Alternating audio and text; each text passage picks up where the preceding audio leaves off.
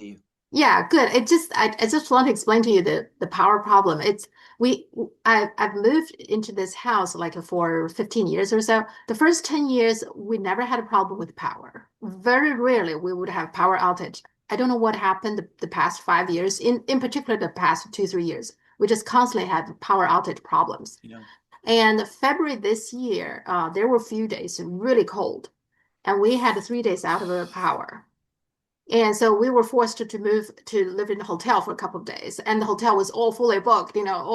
It's just the chaos. I think after that, my husband was like, "That's it. We're gonna have a generator." So turns out there are many families want to have generator in my neighborhood, and so that's when we finally got it. On Wednesday. So that's what happened. It, the power outage was because of the public infrastructure. Yeah. And well, they give you the reason. They said, oh, it's because the weather. Sometimes there's storms and the trees knocked down. But there were things like that happened in the first 10 years when we lived here too. So I Yeah. think they just don't maintain it very well or Well, they something. don't. Yeah. Well, they don't. They Yeah. don't. I mean, it's the same. It's the same across the West. I mean, these escalating internet problems that I've Yeah. had. I have God, internet problem. I have power problem. So yeah, absolutely. Yeah.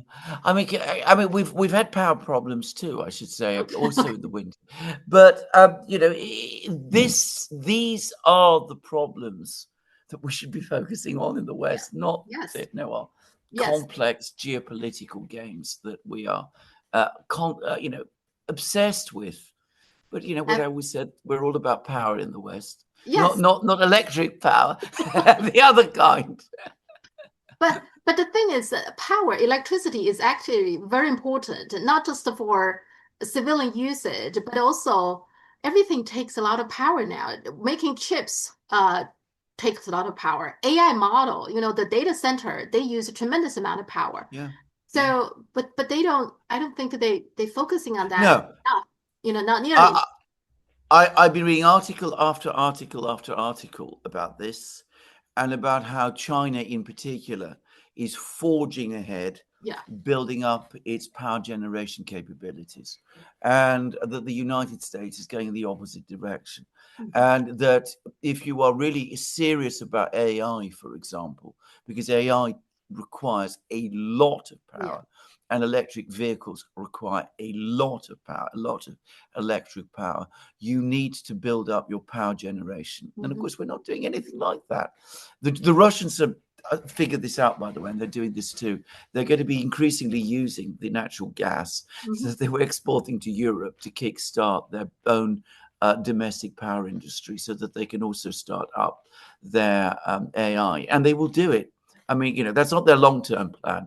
Their long term plan is nuclear power because sun doesn't really work because they're a northern country. Mhm. But the short term is going to be using nuclear power, gas, Mhm. and hydropower. Though Mhm. the world leaders in hydropower are China Yeah, by they're building far. one. They're building one now, a gigantic Yeah, one. Yeah. yeah, yeah, Yeah. exactly. And also I have been reading Carrie Rao's book. She's talking about it's Mm, called The Empire of AI. mm, Mainly it's mm, focusing on OpenAI, mm, the company. yeah, But she also talked a lot about this, that her number is that right now I think 4 to 5% of the mm, total US power is now using for AI related things. But in like to 2030, if we don't do anything, if we don't keep up, it will be yeah, like a 12% or something, which 12 to 20% of yeah, the total US electricity will go to AI related things. And yeah. they are already, like she gave an example, Texas have a town that they stopped developers from building Yeah. because there was not enough power to go, and Mm, water. They also use a lot of water to uh, go into the town to provide for those development. yes, So it's already affecting people's lives. absolutely, absolutely. Well, I mean, absolutely. I've no doubt of it. I mean, one of the reasons, by the way, why electric vehicles demand for them in Britain has slumped Mhm. is because there's just not enough charging points, Yeah. and they're not enough charging points because there's no power for them. I mean, it's a sort of vicious Uh-huh. thing. Yeah. You can see this. Yeah. It reminds me, by the way, I have to say, whenever I bring this up, when I bring this up with my Russian friends, they always remind me of what Lenin said.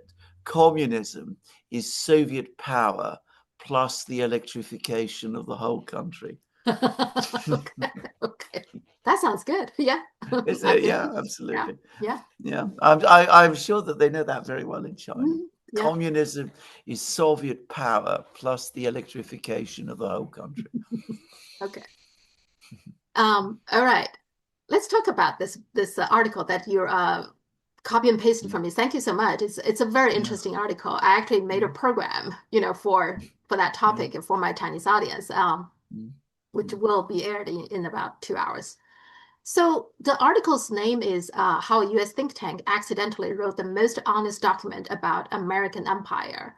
The Mm. author's name is Arnaud Bertrand. He's Yeah. a French, right, living in China. His business is Yeah. in tourism. I guess Yes. promote tourism both sides of France and China. I think that's what Yes. he's doing. But he has been pretty active in X. And yeah. Now he's referring to this article, this blueprint called China After Communism, Preparing a Post-CCP China. Now, I just want to ask you overall, what your thinking about what he wrote and your overall view about this so-called blueprint. 128 pages of blueprint. Well, I thought it was an excellent analysis, and I should say that Arnaud Bertrand is a very, very highly regarded Mhm, in the world of independent media and mhm, independent analysis on international relations questions. I mean, he's somebody who people take very, very seriously, and rightly so. I mean, he's a very, very clever man.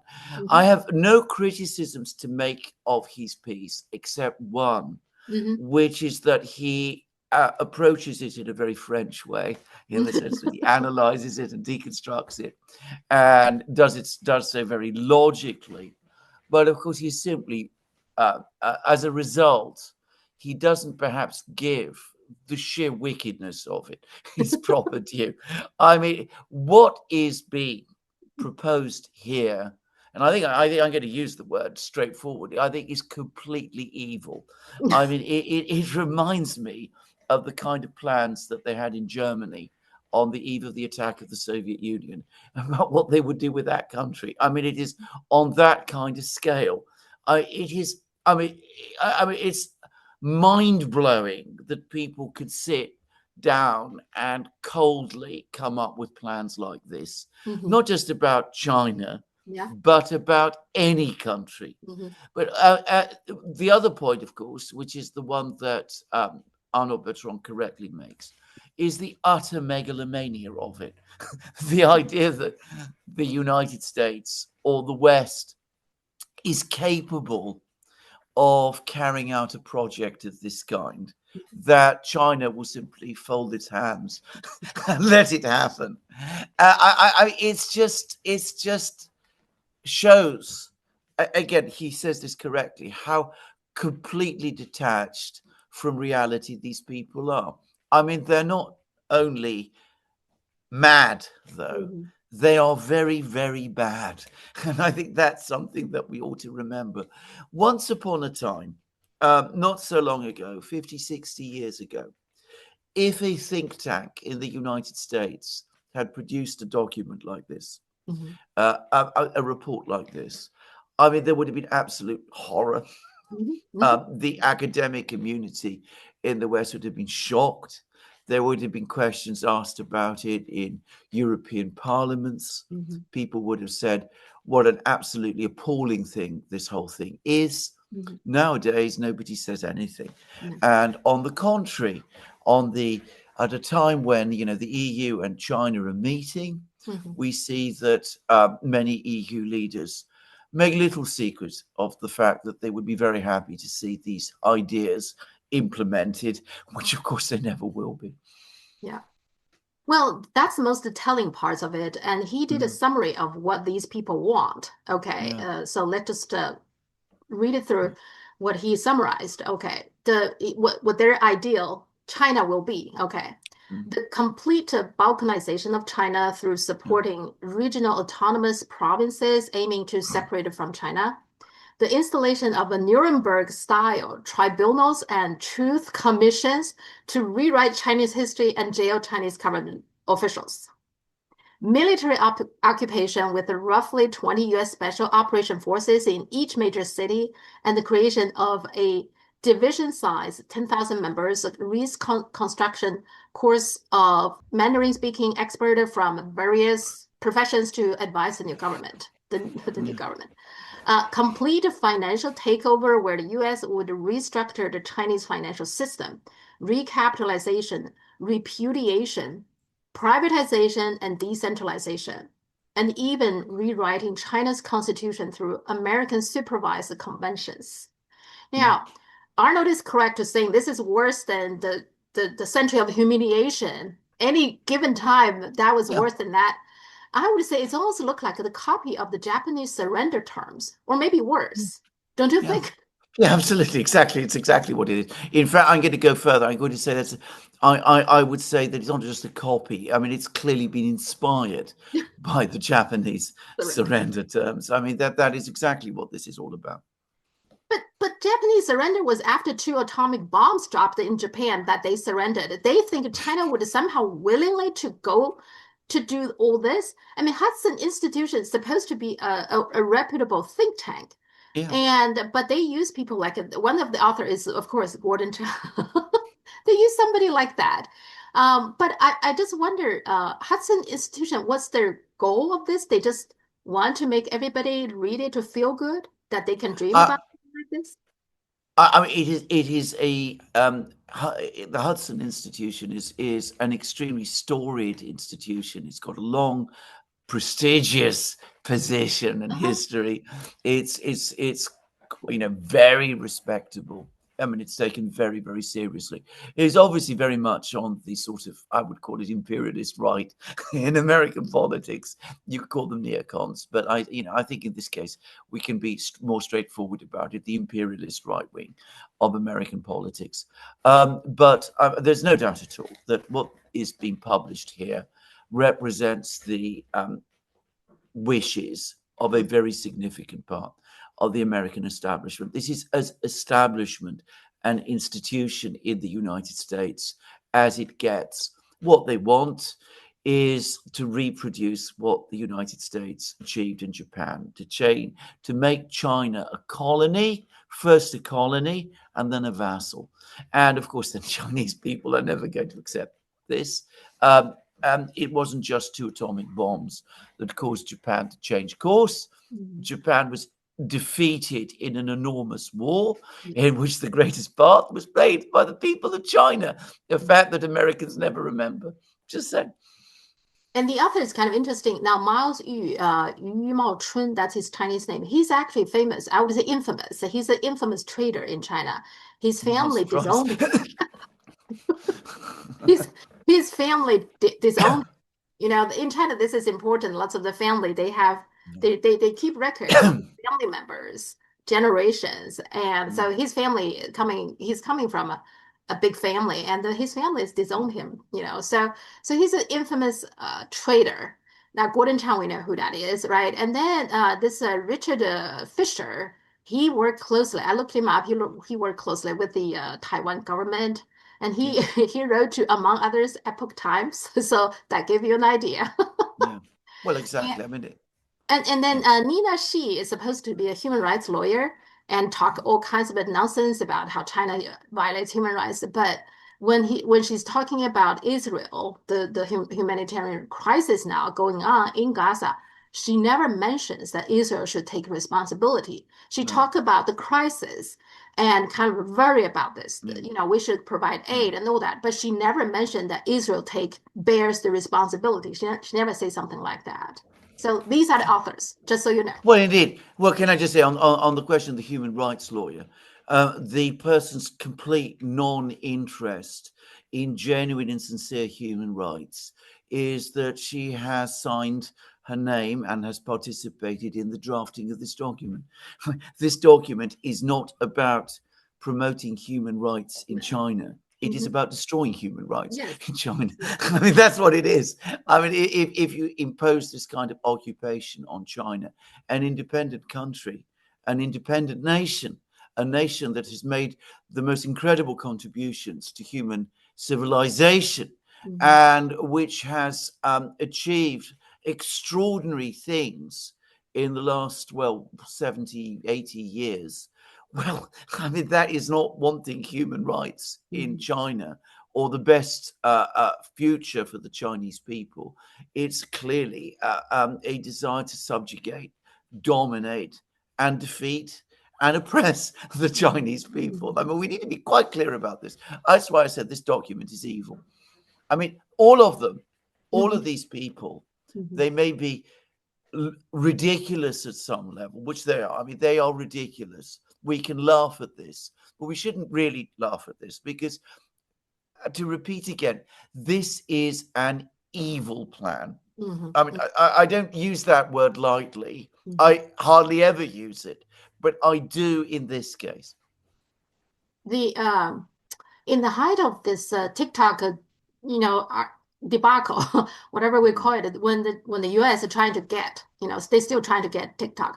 So there is a retired general in China. His name is Qing Yinan. He's a little bit like a Douglas McGregor kind of a figure. Right. So in one of his talks, he said he was visiting ByteDance at that time when TikTok was in this tough negotiation with the U.S. government. And when he was having lunch with some of he called them very young, managers. So those young people were asking him, they said, well, what more can we do? We have been trying our best to satisfy every condition that U.S. government asks us to do. What more can we do to satisfy? So he said, well, have you read Donald Trump's book? The answer is in his book. And they said, no, we haven't. Then he said, read the cover. Well, the cover says, never enough. Yeah. So, I mean, when I was reading this whole document, the point by point, what they want is like, I guess that's when they get enough. Okay. So before that, never enough, I guess. So, correct. Okay. Correct. One thing in there I do want to commenting on is he said that they want all the autonomous region to become separated, independent, except Tibet, because they don't want to upset India because India is supposed to be a friendly nation or what have you. I think it's the opposite. I think they actually, India would love to see Tibet to be independent. India would want Tibet to actually to be part of India. This is part of the reason Nehru had argument with China in 1962. Yeah. That's part of the reason. The reason they don't want to see Tibet to be independent is because they want to control India. That's what they want. Yeah. So they want to weaken China, but they don't want to see a strong India. That's their evil. That's what you're saying, the evil. But they don't want to upset India at this point. That's why they don't say that. They don't give the reason, the real reason.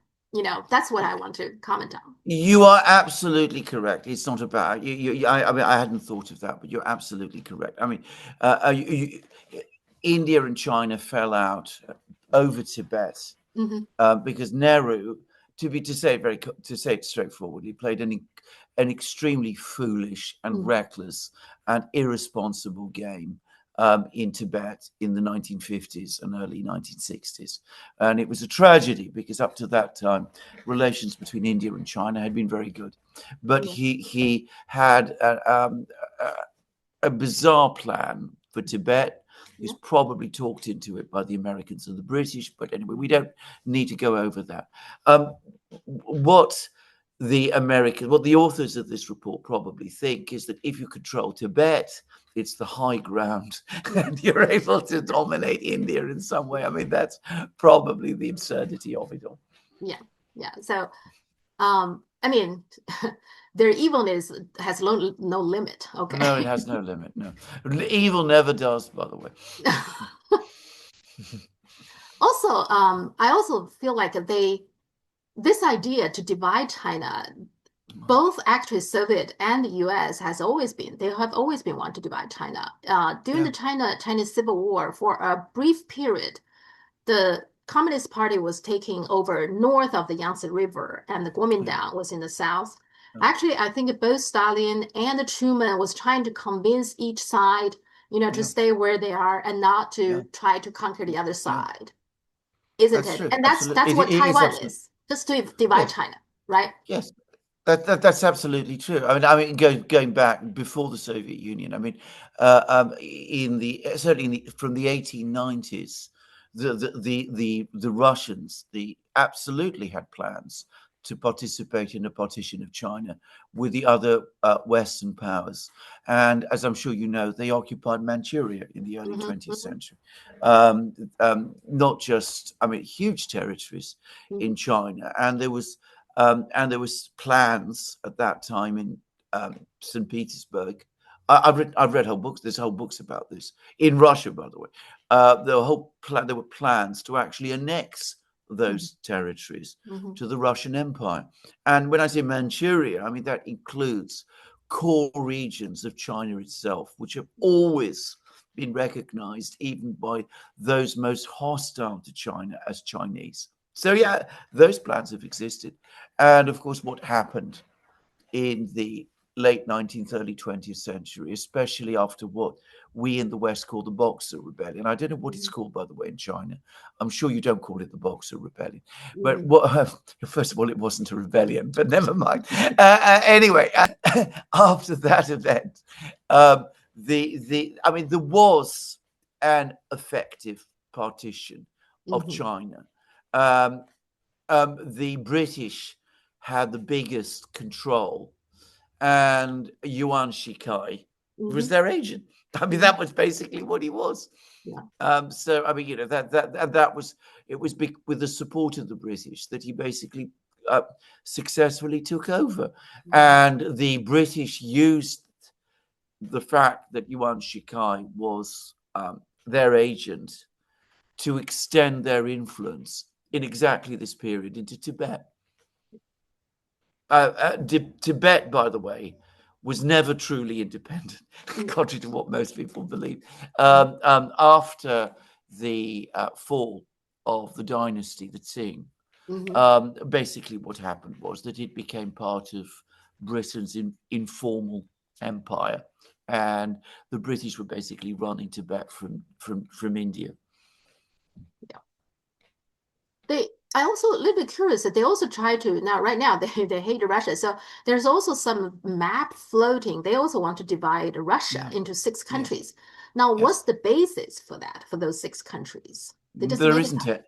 There isn't any. I mean, the ethnic Russians are a majority, a big majority in every single region of Russia except Chechnya.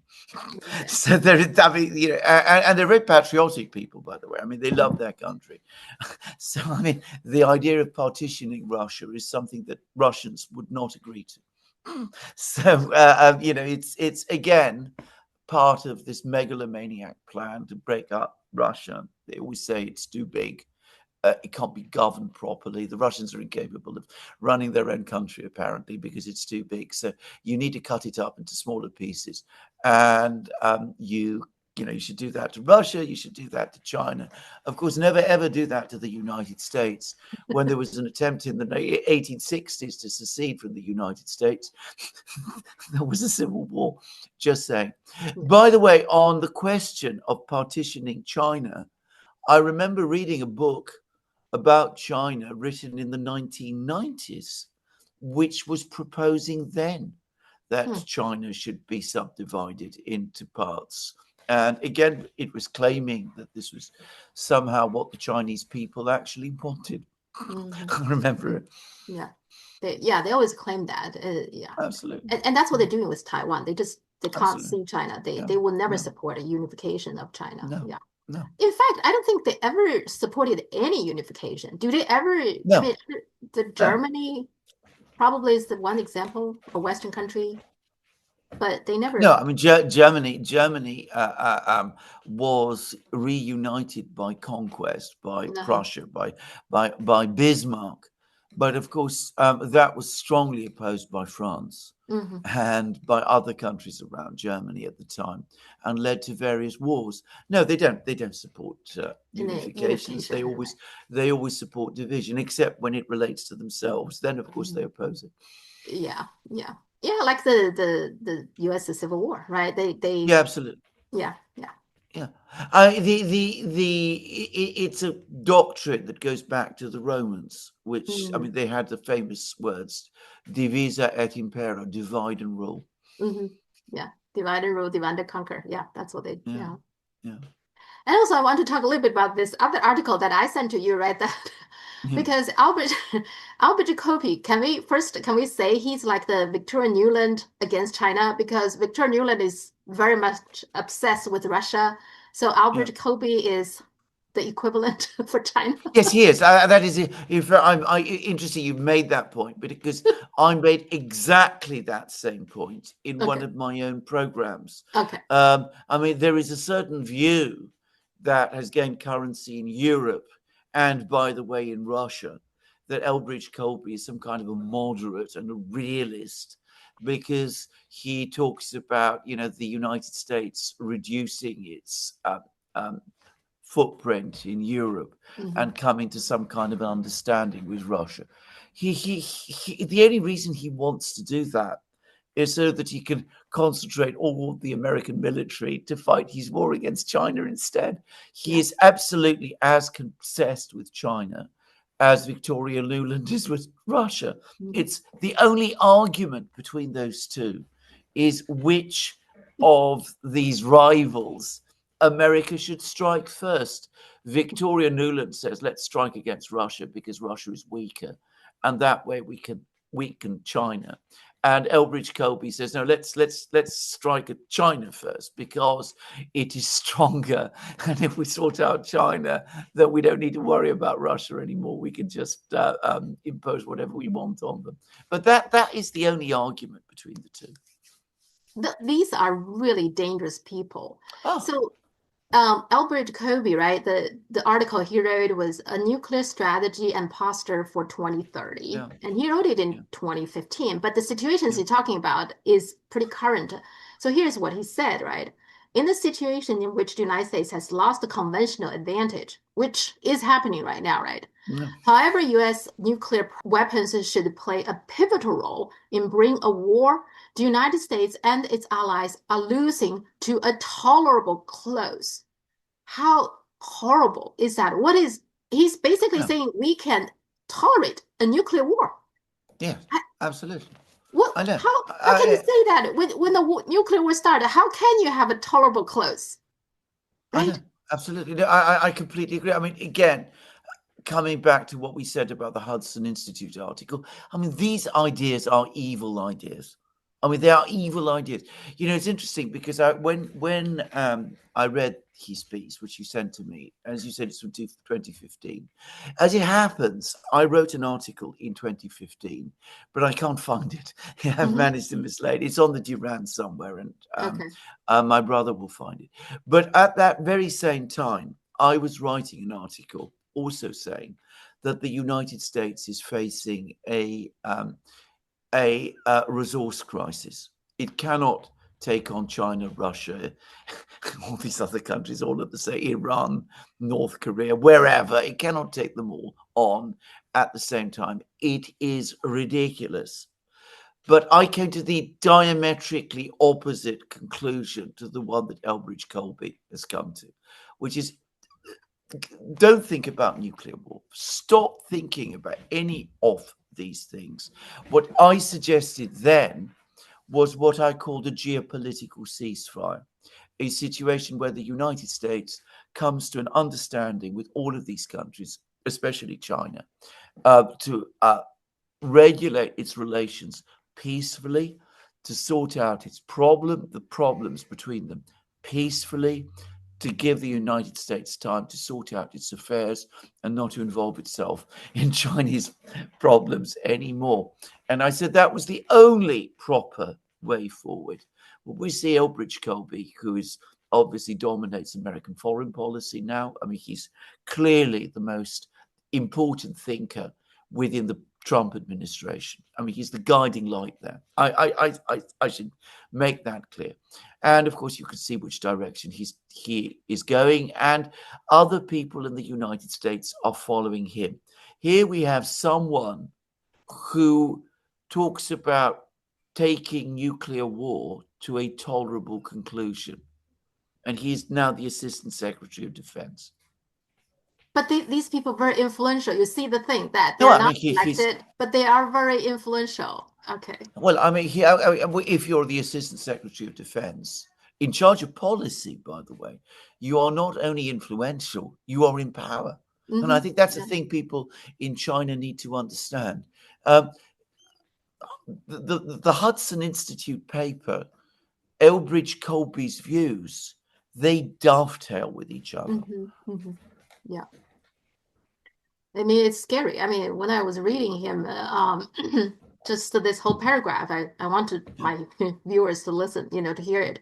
Will such a loss of conventional advantage appear unlikely for the near term? The eventuality could develop in particular in maritime Asia, where the United States could lose its conventional dominance should it not take sufficiently effective and resolute actions to maintain its margin over the PRC, People's Republic of China. In such an event, U.S. nuclear forces will need to provide the United States with credible options for controlled escalation against China, options designed to telegraph a firm U.S. resolve to continue escalating positively influence the conventional military conflict that would be the presumed precursor for such use and demonstrate a willingness to end the conflict on mutually satisfactory terms. What does that mean? Mutually satisfactory terms. I mean, in nuclear war. I mean, in madness. I mean, madness, absolute madness. And of course, they will have read that in Beijing. They will have discussed that article in Zhongnanhai. The government in China will be well informed about the fact that Elbridge Colby has been given this influential position in the Pentagon today. They will say to themselves, here is a man who is openly talking about nuclear war with our country and appears to believe that this will result in what he calls a mutually satisfactory conclusion. So we have to make sure that this kind of threat cannot be made against China. And how do we do that? By building up our nuclear forces, which is exactly what China is doing. And I mean, when people then come back and say that this is aggressiveness by China, well, find me an article written by a Chinese Elbridge Colby that makes the same proposals about war with the United States. They always, when they talk about how aggressive China is, they always tell you half of the story, right? They would say, you see, they build up their nuclear arsenals and that's aggressive. They don't mention articles like this, very threatening articles like this. I recently saw an interview with some kind of I guess, expert in chips and those kind of things, rare earth. And she's talking about China weaponized rare earths. If you listen to her statement, it sounds like China's the one who started the weaponized the rare earth. Just out of blue, China started to stop selling rare earths to other countries without ever mentioning all the things happening lead up to it. It's incredible. I know. I mean, well, we haven't weaponized the dollar. We haven't weaponized tariffs, which is what we're doing now. We haven't imposed sanctions on other countries. We aren't sitting back and letting food, the denial of food, be used as a weapon in Gaza. But you see, the Chinese are weaponizing rare earths, which is something. Well, I mean, you can get very angry. I mean, I do sometimes get very, very angry when you think about these things. I mean, the hypocrisy is just so huge, and the sense of entitlement as well is so enormous that it just leaves you speechless. Okay, so the Ukraine war right now, there's several things happening. So they talked again. There's a peace talk, right? I think 2 days ago. Generate anything? What's your read on that? Well, what the Russians proposed was that the two parties, the two delegations, form three working parties to study each aspect of the problem.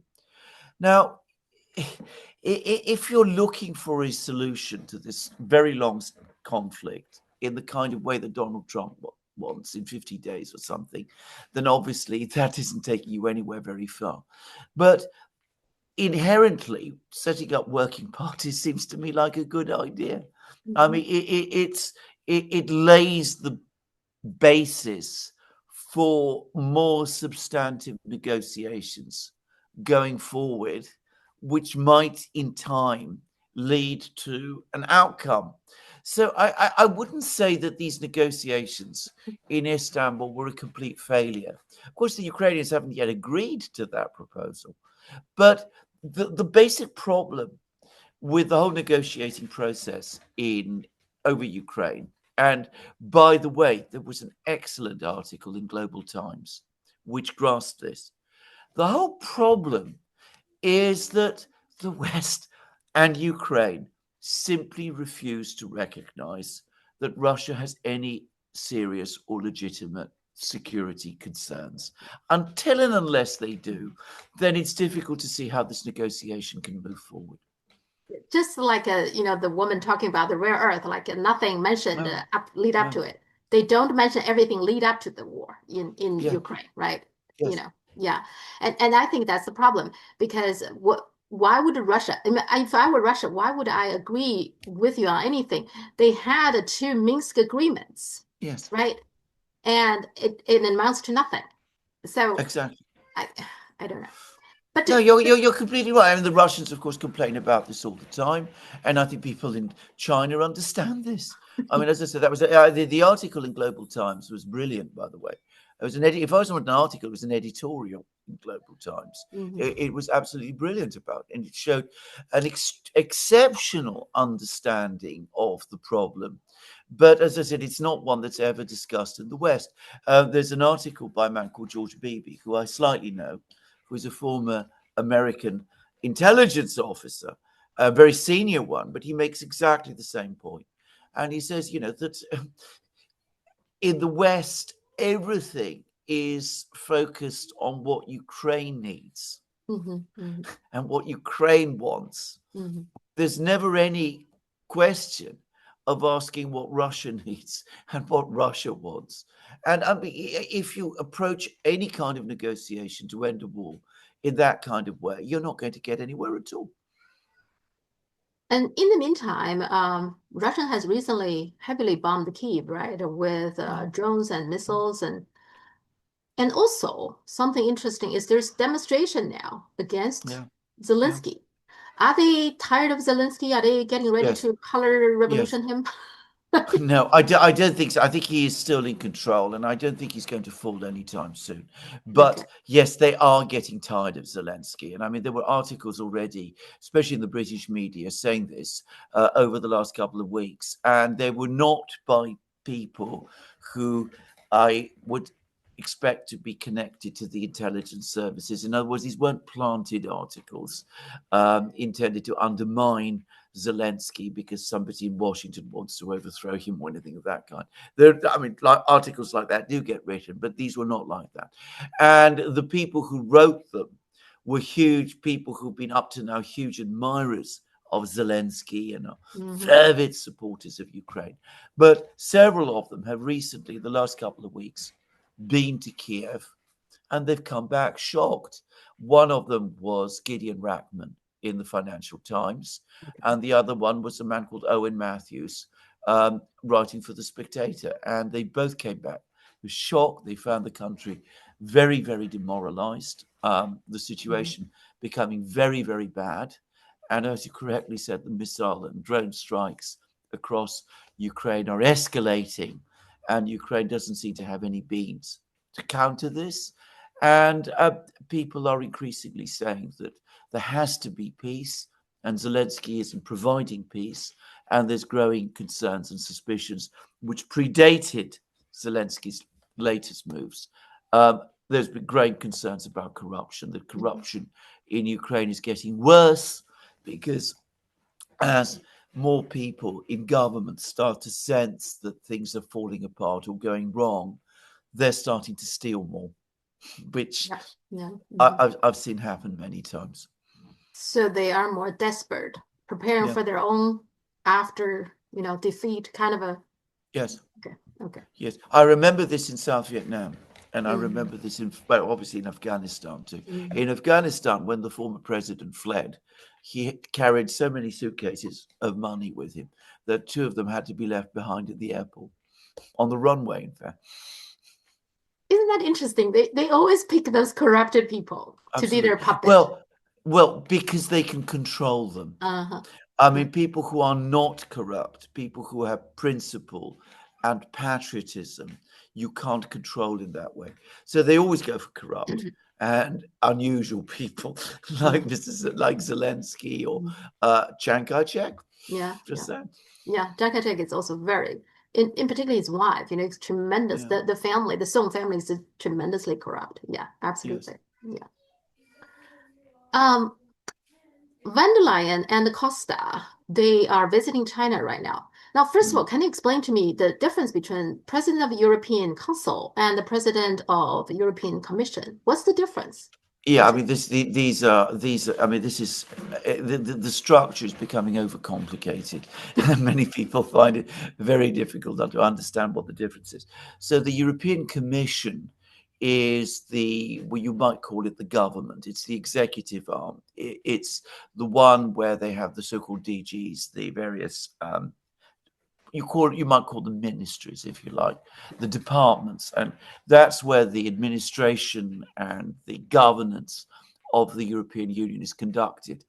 And its president is Ursula von der Leyen. She fulfills something that roughly approximates to that of prime minister. Okay. The president of the European Council is a much, much less important and powerful person. Okay. So the European Council is the council of the member states. So they meet usually twice a year, sometimes more often, and they gather together. And the chairman of that meeting is the president of the European Council. Now, the important thing to understand about the European Council is that it is the real parliament of the European Union, because the vast bulk of European legislation is made in the European Council, and it is the European Council that makes policy. So it's, if you like, it's difficult to give an analogy, but it's a little bit like it's a little bit like a kind of central committee. Okay. Now, you would think that the president was an important person, but Mhm. actually he isn't. All he does is chair it, Ah, and he fulfills a kind of ceremonial role as president, as kind of EU president, as a mhm. head of state. But in reality, decisions in the European Council are decided by a very small group of political leaders, basically the German chancellor, the French president, sometimes the Italian prime minister. But it's basically all negotiated between them. Well, since both of them are coming to visit China, so they must take this trip pretty seriously. Mm. At the same time, so far, I'm trying to get a feeling whether the meeting has gone well, with Xi Jinping and other leaders. According to BBC, it is not getting Mm. very well. Now, the No. Chinese media, they haven't reported a whole lot. Now, the Chinese media in general, they wouldn't tell you, okay, this is a horrible meeting. They wouldn't write something like that. They would tell you there is a meeting and they discuss this and that. Yeah. There is no emotion attached to any of this reporting. What is your Yes. read on this? I thought exactly the same. I was reading it. Again, we're talking about global times, but I read an editorial today Hmm. which discussed this forthcoming meeting, and I was struck by how neutral Hmm. about the meeting it was. Now, once upon a time, not very long ago, these meetings were very big affairs. Hmm. China and the European Union really were working very closely together. There seemed to be a general and genuine and sincere embrace between the two. Germany, in particular, had very, very close economic relations with China. I can remember that during the time when David Cameron and George Osborne were heading the British government, Britain was working to develop good and strong relations with China. And Britain, of course, at that time was a member of the European Union. They were talking about a golden age in relations between Britain and China. And this was generally the policy. And then Donald Trump was elected, and Donald Trump was very much under the influence of people like Elbridge Colby and others, and was Mm-hmm. very close to the crowd at epoch times and all of that. And he became increasingly harshly critical of China, as we all know, even though he tried to maintain a good relationship with Xi Jinping.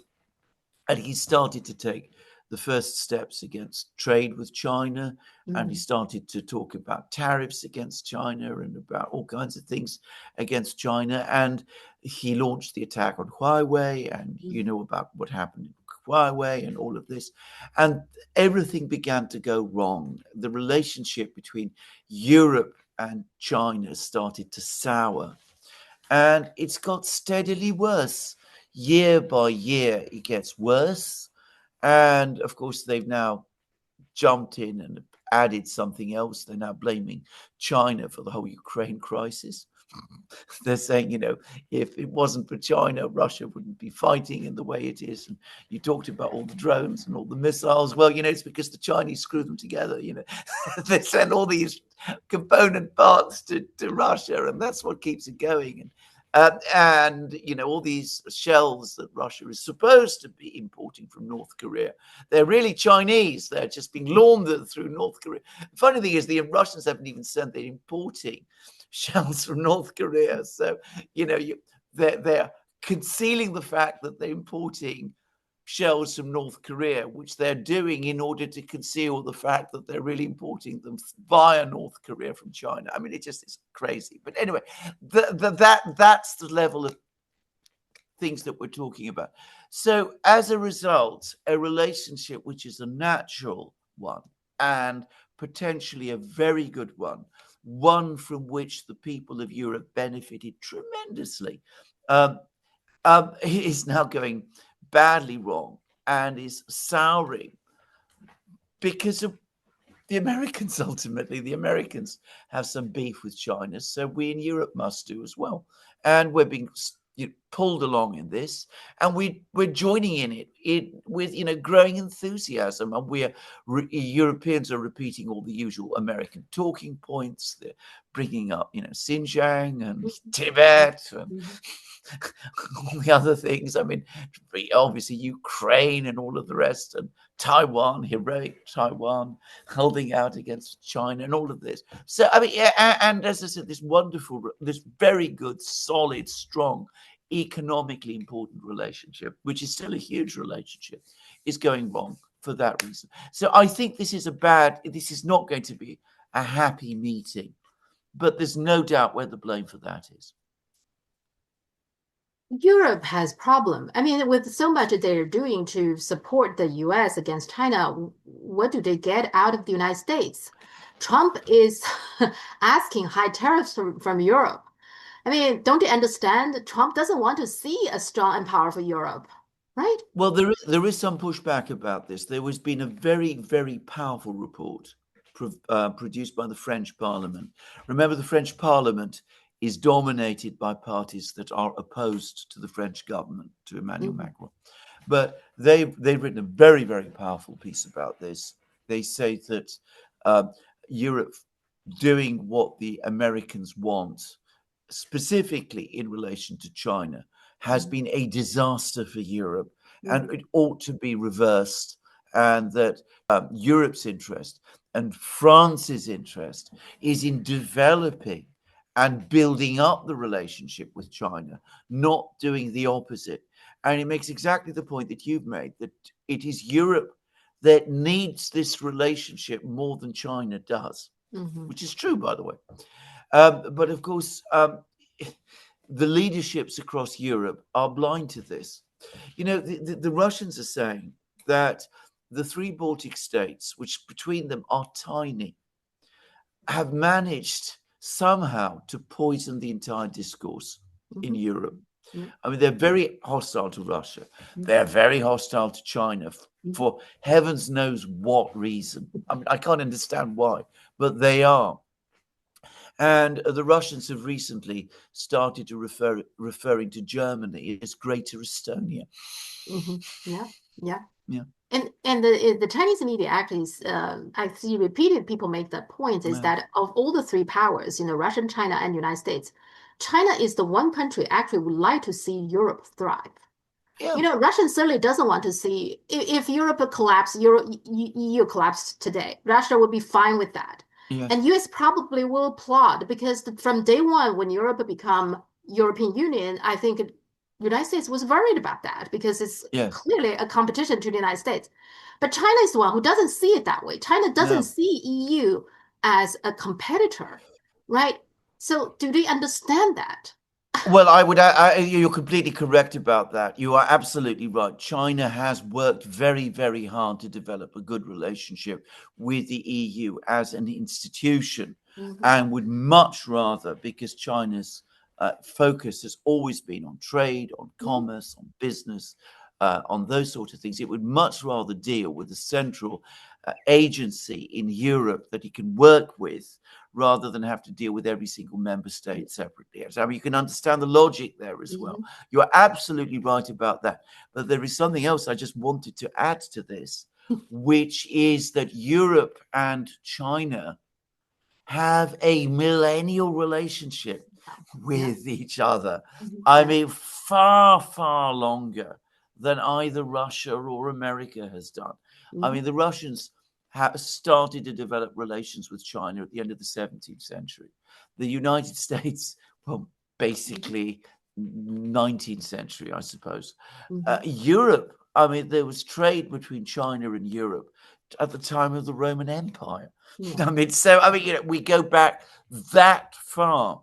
We've always had a relationship with China. I mean, and it's always been part of the European imagination, by the way. I mean, again, I don't think Chinese people know this, but at all times throughout European history, Europeans have always at some level known that there is this great country and civilization, at the other end of, the world, but one which is powerful and rich and enormously advanced. And I mean, there's never been a time in Europe when the Europeans have forgotten this. You can see that from the name that we have for China, which is, we call it China, and we call it that because of the Qing dynasty, Qin Shi Huang's dynasty, which shows you that is when the first contacts took place. We don't call it, that's why it's called by that name. So, given that history, why are we at a time when relationships have never been closer, when contacts have never been greater, when we are in a position to actually enjoy at its best all that this tremendous civilization and country and nation has to give? Why are we spoiling it in the way that we are? It makes absolutely no sense. Now, I'm going to say this: there are differences. I mean, if you go to Italy, for example, you'll find there that people are, I mean, they don't agree with this policy at all.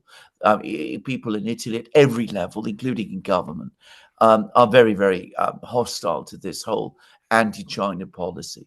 I think this is true of all of the Mediterranean countries, which, of course, are the countries which have had the longest historic contacts with China. France, remember, is a Mediterranean country. But Northern Europe seems to be stuck in this, and it's very, very bad and very disastrous. Well, the Qing royal family has very close relationship with the French royal families. In particular, I think the Louis XIV.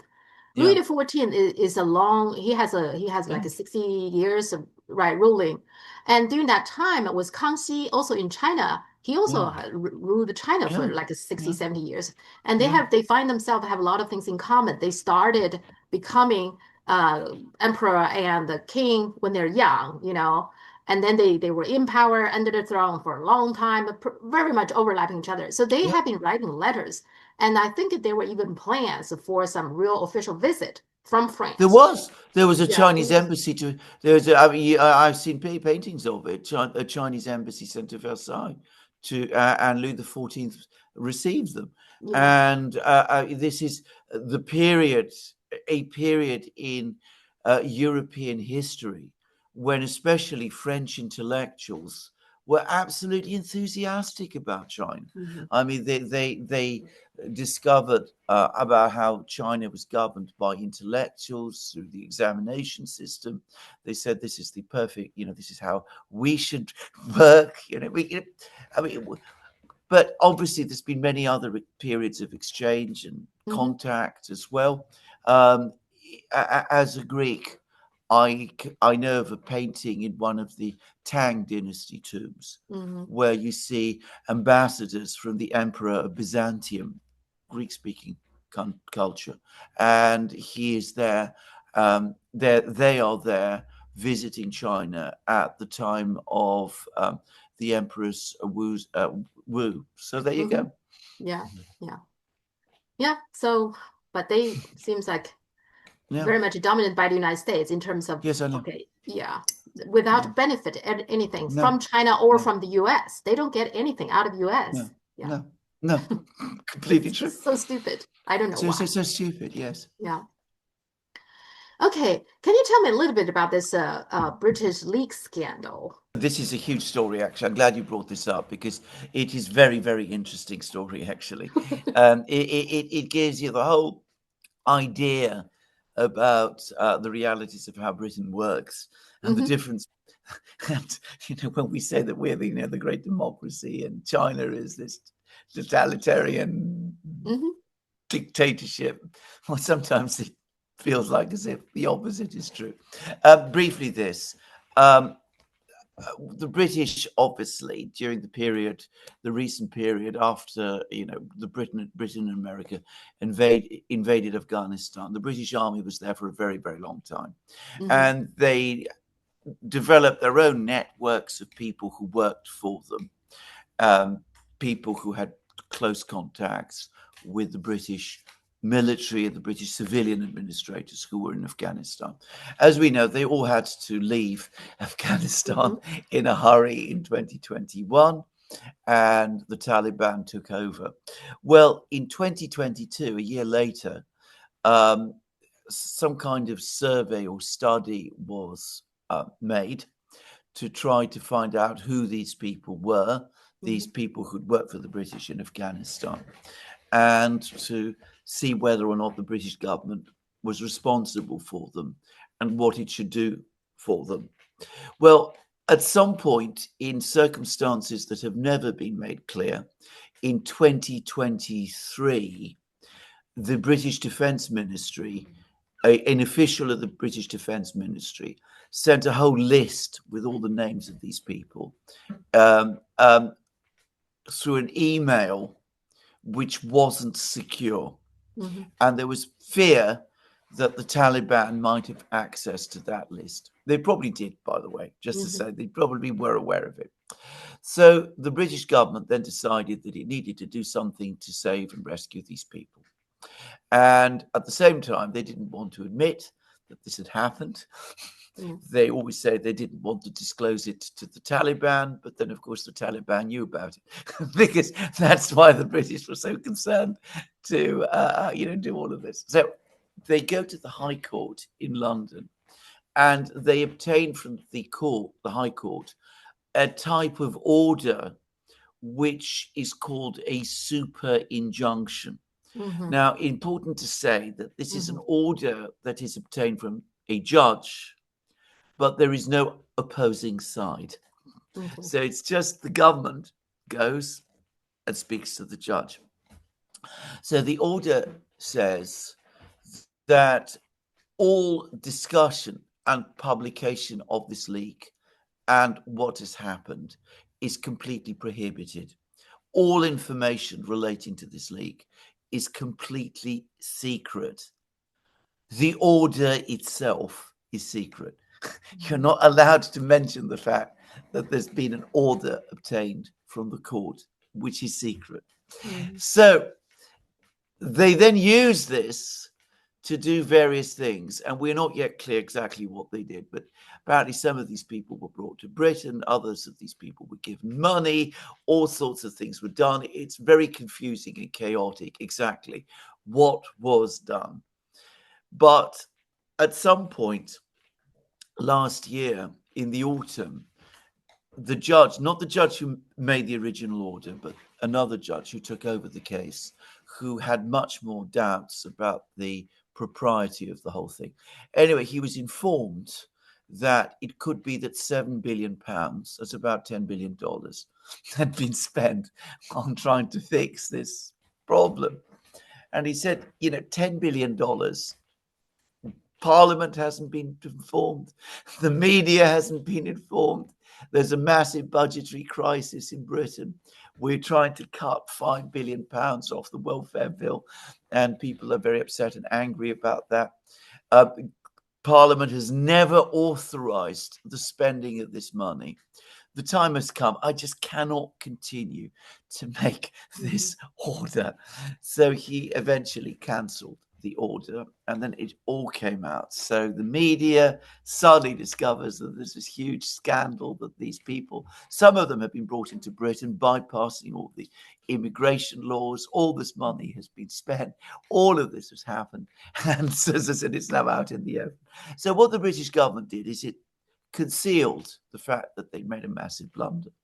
It concealed the fact that it got an order from the court to conceal this massive blunder.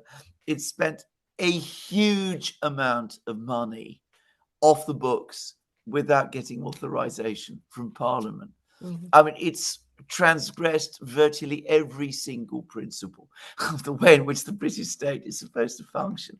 And of course, the British people in our great democracy are told absolutely nothing about this.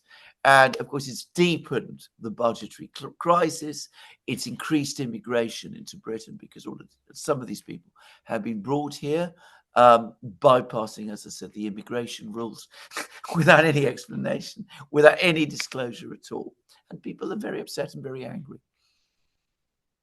And I think after this email that you mentioned is sent out, I guess by accident or something, it wasn't immediately discovered by itself. So the email, the breach happened in 2022, February. That's right. That's right. And then it was discovered in August 2023, which is 1.5 years later. Yes. And it was discovered because someone in Afghanistan got the data, posted part of it on Facebook. Yes. To blackmail the British to get him out of Afghanistan. That's right. That's exactly. You're absolutely right about that. That's exactly true. So as I said, I mean, the premise that you want to keep this information from the Taliban is wrong, because it was already being circulated in Afghanistan itself. Yeah. And the other thing is interesting is that when they're trying to get people. Now, these people have been working, I guess, for Britain, right? So for these kind of people, I think in China, people look down on these people they see them as traitors, okay? Yes. So some of them, for example, in Hong Kong, they very much want to move to Britain and etc. And China, lots of people saying, if these people want to move to Britain, let them do that and don't come back. So that's the attitude. So can I just tell you something? It's also the attitude in Afghanistan. I mean, one of the things that you must have noticed, there is no great tale of huge reprisals being taken about against these people by the Taliban. The Taliban would just love them to go away. And in fact, if there were ever any kind of problems, I know the system of the Taliban very well. They would say to the British, like, fine, take them out, just get rid of them. We don't want them here in our country. That's all. Yeah. That's what Taliban said. They haven't, retaliated with anybody. And I actually trust them on this one. I think. I absolutely trust them. Yeah. So I mean, if it were otherwise, we would know about it. Yeah. I think it's better just for the Taliban, and that's the attitude in China as well. When you see these people just go, But in terms of Hong Kong, there are some horror stories. Some people left Hong Kong when they seem fully unaware. First of all, when you get to Britain, how do you provide for yourself? The British government is not going to just give you money. You still have to provide for yourself. And so there are people actually try to move back to Hong Kong. Some of them could, but some of them have troubles with that.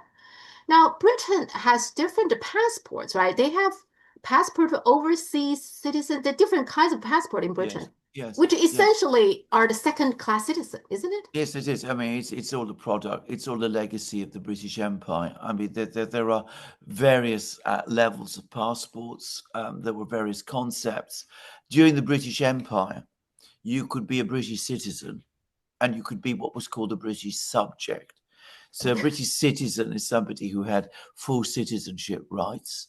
A British subject was somebody who had some protections and was, somebody who lived within the empire, but they did not have citizenship rights. People like Mahatma Gandhi, for example. Mm-hmm. Well, that create problem because for this second-class citizen passport or permission or what have you, they Yes. cannot really legally work. They Yeah. certainly cannot get any benefit from Yeah. the British Yes. government. So some of them really struggle. Uh, Absolutely. yeah. My mother, who was born of a British, her father, my grandfather, had British citizenship, though he was actually an ethnic Greek. Mm-hmm. But because she was born in Corfu, she was for much of her life a British subject rather than a Okay. British citizen. Just to say. Okay. Yeah, it's kind of interesting. And you're quite right. I mean, you were limited in what you can do. I can remember back in the early 70s when there was a large movement of people, Asians, who had Mm-hmm. been relocated by the British Empire in East Africa. Many of them Mm-hmm. decided that they didn't want to stay in East Africa when the East African states became independent and wanted to come to Britain. They did not have full citizenship rights, and they had many, many problems getting rights to work and do things in Britain. You're absolutely right. I mean, but that's the nature of Mm-hmm. colonial empires. Mm-hmm. They have hierarchies of actual. Oh, let's use the word, the hierarchies of races Mm-hmm. within the empire. So white English people, white Scottish people born in England and Scotland, they are, at the top end of the tree, and others are far, far lower down. I mean, for some Hong Kong residents, the problem is that once they got a citizenship, whether it's a full citizenship or partial citizen, the Hong Kong government doesn't care. You have another country's citizenship, you no longer are Hong Kong residents. And Absolutely. so that's become the problem for some of them to try to get back to Hong Kong. Yes. So, Yeah, I mean, I suspect many of them coming to London, coming to hmm England, would hmm be rather astonished by the yeah, England that they found. They probably yeah. imagine a far, far different and much more rich and hmm affluent and hmm law-abiding country than the one that they would actually find. Yeah, that's many times that you hear people ask those questions. So, well, if China develops so well, why there are so many Chinese still want to move to the United States and move to Yeah. the West? Because they don't know. They're not well informed. No. No. No. Exactly. Yeah. Yeah. The Gaza humanitarian crisis, now we are in a full-blown crisis now, right? We Yeah. are, if I use a crystal balls, the Hill program host, she was saying that I didn't know we're living in a world that we can watch 2 million people starve and do Yeah. nothing. I didn't know that either. No, I That didn't this know is that. where we're living. I not only did I not know that, this is of course an intentional famine. I mean, it's been done on purpose. It's been done in full public view. I mean, there's barely any attempt to conceal it. The government that is doing it is completely unapologetic about it and makes little secret of the fact that this is its policy. And not only are we not doing anything about it, but we're supporting it. I was so shocked that after seeing certain images on in the British media of people in Gaza, I couldn't sleep. Yeah. Yes, it is very, very troubling. Yeah, that Mm. the troubling thing is that the rest of the world doesn't do anything. I mean, No. in the meantime, now there are two ultra-Orthodox parties left the government. So I thought, doesn't that lead to the collapse of the Netanyahu government? Aren't they supposed to have a new election or something? But Well, he's still, they might do. I mean, I'm not somebody who's very good at understanding uh, internal Israeli politics. Netanyahu always seems to be there. yeah. I do suspect that he's gradually losing his position in Israel. And of course, he faces all kinds of legal challenges. But it could be that his government will collapse and there will be elections. But I am not convinced that any new government is going to be very different from the old one. I mean, there may be a difference in that we might not have Netanyahu, who is a particularly sinister figure and in some ways a very compelling one. But whoever takes over might not be particularly different. Yeah. Now, coming back to Donald Trump, he's always so entertaining. The the Epstein file, it's clearly is tremendous amount of pressure on him now. He tried every distraction he can get. The latest one is he will try to prosecute Obama. He even said that to divert the attention. When people ask him the question about Epstein file, he said, "Why don't you look at the Obama? He's this and that." Now, the Russian gate is fake. There's no question about that. So I don't have sympathy for Obama for this. But at the same time, he doesn't address the problem. I don't understand why can't he release something? If he, like a redacted, and there are lots of public available things. For example, those civil trials, there's a lot of things already presented on the trial that could be released to the public. Why doesn't he give people something? You're absolutely right. I mean, I don't understand it. I mean, for a politician as skillful as Trump in some ways is, his misjudgment here has been astonishing.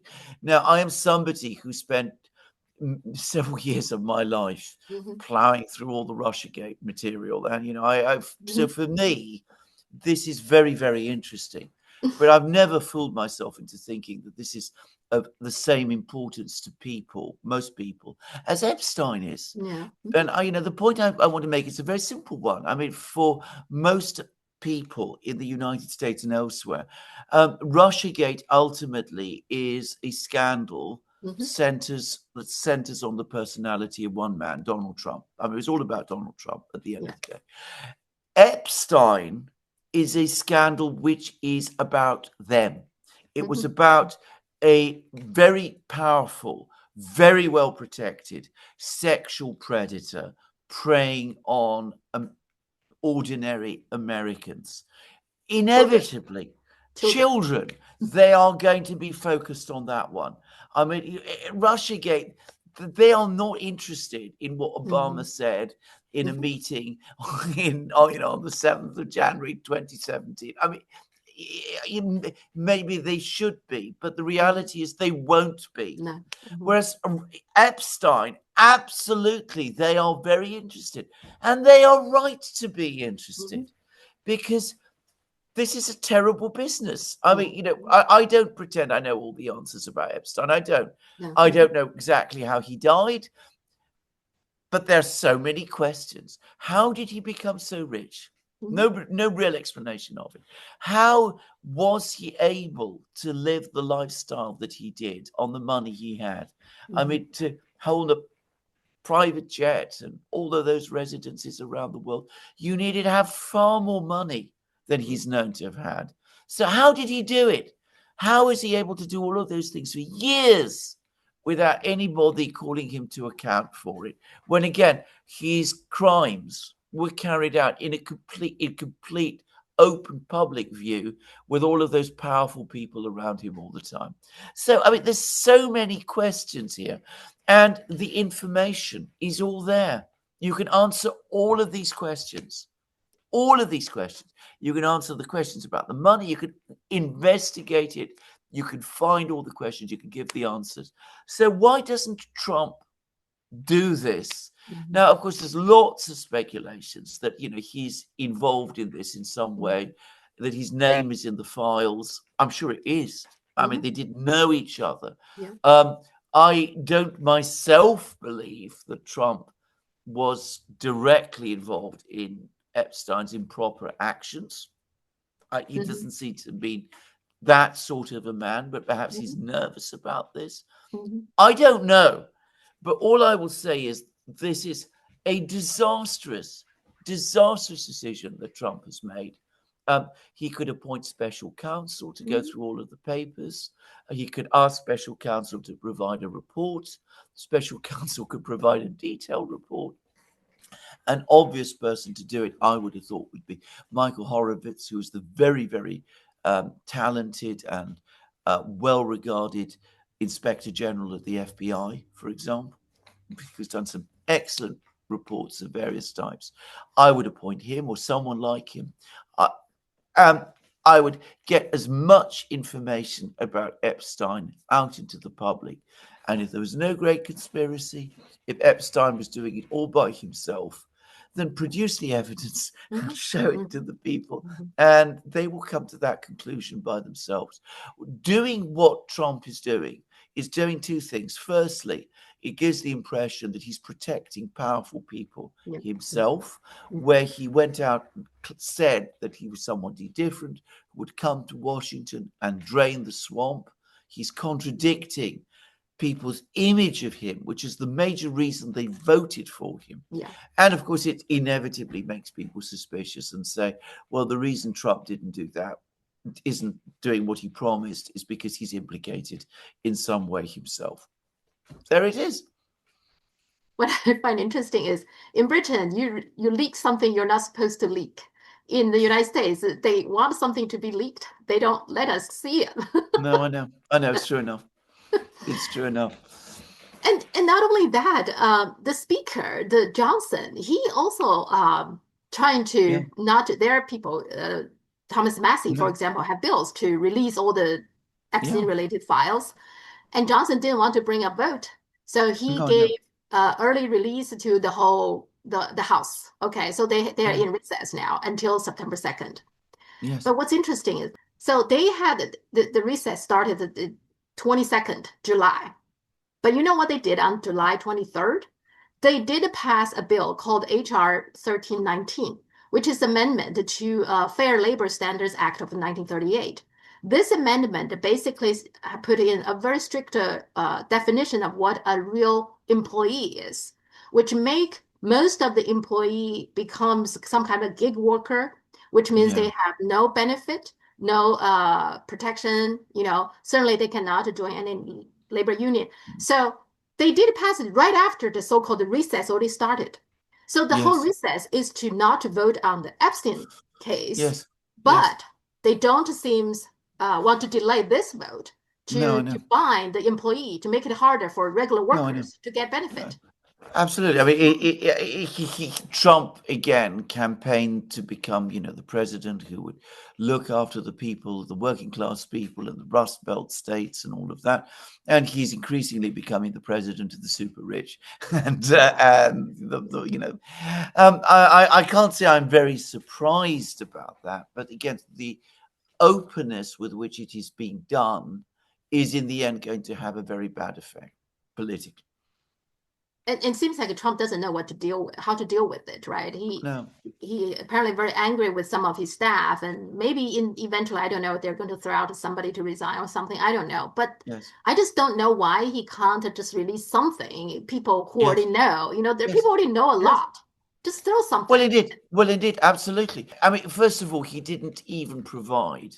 No real explanation was provided about why the decision was made to provide no information at all. I mean, if Trump or Pam Bondi or whatever had given a whole big press conference with questions being fielded and all that kind of thing, then, as I said, it would have at least been something. But, we just have this announcement or this statement, that there's nothing to see. There was no client list. There was no trafficking. There was he committed suicide. And they just closed the book in that kind of way. I mean, it's insulting. If you look at his opinion poll ratings, they're going through the floor. Yeah. I think it's a big letdown. He overestimated his firm standing among the MAGA people. I mean, the MAGA people would tolerate a lot of things with him, but this one is something that they truly disappointed with him. Absolutely. I mean, he misjudged them completely. Yeah. Now the tariffs. Okay, so Trump did get a deal with the Philippines, which is interesting because, as you know, the Marcos Jr. has been very tough on China to please the United States. What did he get in return? Trump dropped the 20% into 19%. So he got Yeah. 1% drop Yeah. by being tough on China. Not only Yeah. that, in this press conference they had, Trump said, I don't mind he gets along with China because we are getting along with China. I mean, Yes. the embarrassing, the humiliation just on full display that how embarrassed he was, how awkward Yes. he felt. You know, Yes. it's over the Chinese media. Absolutely. Yeah. I know. I mean, the Chinese must be. I mean, I don't know whether they're laughing, but they should be. No, I completely agree. I mean, he's Marcos Jr. has wrecked or gone far to wreck what was a good relationship with Mhm. China. And what's he got in return? Yeah. What is anybody getting in return? Mhm. And with Japan, so Japan also have a deal now, which I think it's an awful deal because now the tariffs itself is 15%, but they were required to have to put in 550 Yeah. billion investment, plus the possible LNG pipeline from Alaska, which you can imagine how much it will cost. And supposedly Japan will So, pay for it. geologically impossible, I'm going to make a guess. The United States building a pipeline from Alaska to Japan? Yeah. You're telling me it's going to happen? just to say, why not a pipeline to the moon? I think there's as much chance of that happening in reality as there is of this pipeline being built. Just to say, And they recently just had elections. So the far right Japanese First Party gained some grounds, which is yeah, always a bad sign. But yeah, here's the thing: Ishiba, the prime minister, he said he's going to stay, even though he has only minority of the yeah. seats, the parliament seats, like 47. He needs Hmm. 50. Now, there's always a problem when you have minority seats to run the country, isn't it? It's going to be Yes, tricky. absolutely. They're very, very tricky, and it's something that hasn't really. The Japanese don't have much experience of operating like this, so it is going to be extremely tricky.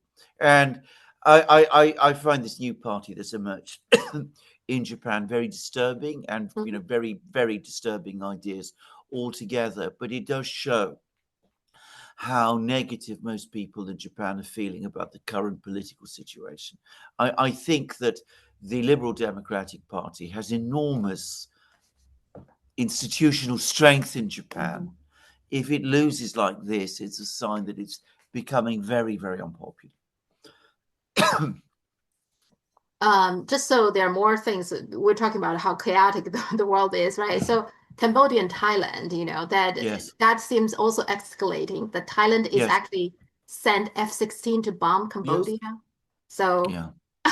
That is an extraordinary situation, which I don't fully understand, by the way. mhm, And as mhm, I understand it, they're both members of ASEAN. mhm, So why this has escalated like this and yeah. what the issues are, I don't really understand.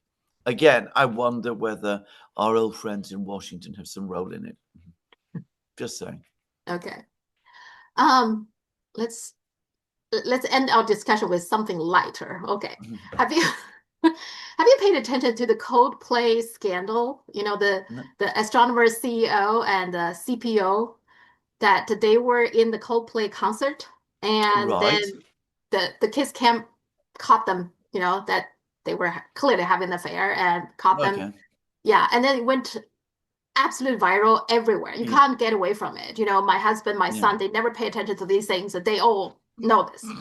But what's interesting is this. Okay, I didn't even know there's a thing called the Chief People Officer (CPO). It's the woman's name, Kristen Cabot. That's her role, and the CEO, Right. the astronomer CEO's name is Andy Byron. So they were having an affair clearly, but they went to this concert and caught on camera. So I looked it up. What is CPO? So you know what a CPO is supposed to do? No. Among others, shape company culture, improve employee engagement, ensure alignment with values, and ensure compliance with labor law and ethical standards. You Okay. can't make things up like that. No. No. But my No. comment is that the reason this thing get mega viral, it's everywhere. I think it's people, the fact that one is a CEO, one is a CPO. I think people hate those people. People hate Yes, the I agree. CEO for outrageous pay. And the CPO, the HR, other people, they do a lot of the dirty works when they fire people. So people Absolutely. hate these Yeah. people. Yes, And you're completely right. I mean, bear in mind, I mean, I worked in a sort of Anglo-American corporate environments myself in the past, and I've been fully exposed to all of this. And you're absolutely right.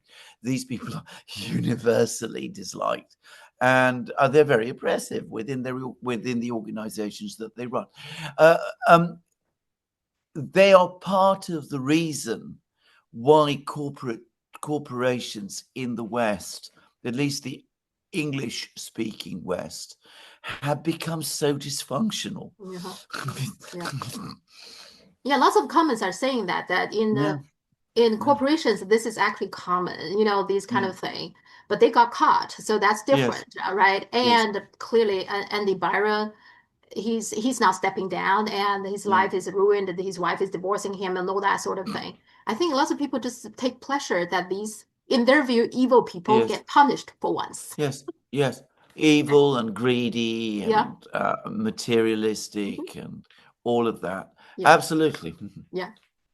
So with that, let's talk next time. We always have a lot to Absolutely. cover. We certainly did, and we had a really good program today, I think, Yeah. actually. Thank you very much, Sophia, and very Thank much you. looking forward to next week. Take care. Have a good Bye. weekend. Thank you. You too. Bye. Bye.